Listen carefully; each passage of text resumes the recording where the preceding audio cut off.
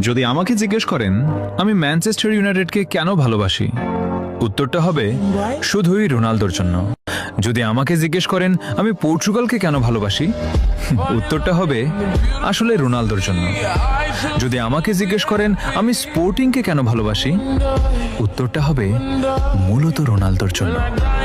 যদি আমাকে জিজ্ঞেস করেন আমি জুভেন্টাসকে কেন ভালোবাসি, উত্তরটা হবে একমাত্র রোনালদোর জন্য। যদি আমাকে জিজ্ঞেস করেন আমি আল নাসেরকে কেন ভালোবাসি, উত্তরটা হবে নিঃসন্দেহে রোনালদোর জন্য। যদি আমাকে জিজ্ঞেস করেন আমি রিয়াল মাদ্রিদকে কেন ভালোবাসি, উত্তরটা হবে সবচেয়ে বড় কারণ রোনালদো।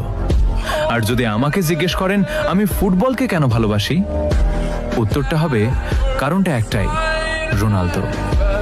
আমার ভালোবাসার প্রতিটি গল্পের শেষ নাম CR7।